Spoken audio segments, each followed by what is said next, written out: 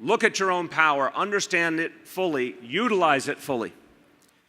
It's not just that we can step forward and say we will literally adhere to the Paris Agreement with our own actions, and we're doing that here in New York City with stringent new rules to make sure our buildings don't pollute and they do proper retrofits with electronic vehicle stations, turning our municipal car fleet all electric. There's a host of things we're doing to achieve those goals right here.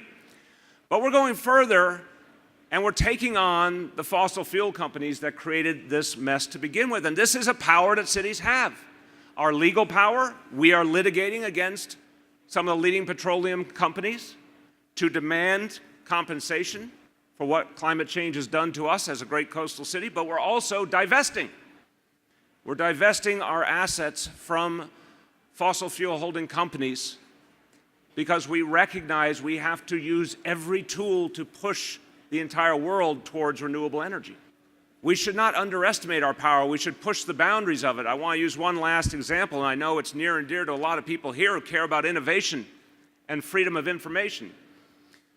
We saw our national government undermine net neutrality. Well, what are we doing about it? Right now, we've put together a coalition of over 100 American cities that are fighting back with our purchasing power. We're saying very clearly, we simply won't do business with any internet service provider that doesn't honor net neutrality.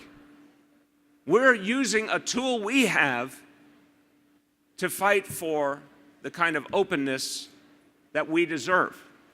We're not sitting back and bemoaning a mistaken decision by our national government. We're using our local power to start back on the road to the day when net neutrality is truly honored all over this nation.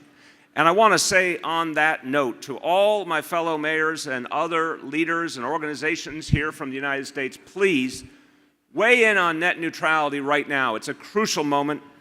It's important to reach out to our congressional leaders and our members of the House and Senate and tell them to vote for the Congressional Review Act resolution. This is a moment where the Congress is actually reconsidering the net neutrality issue. We need to put maximum pressure on in favor of net neutrality, and the door is opening on that issue. That power locally can have a big impact in Washington right now. You have a lot you're going to be talking about as you gather here.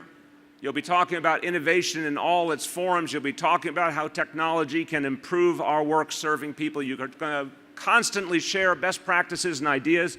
Any gathering like this is inherently exciting because you meet people doing great things, and an idea sparks that you can use in your institution, in your city, and the sharing of ideas is energizing.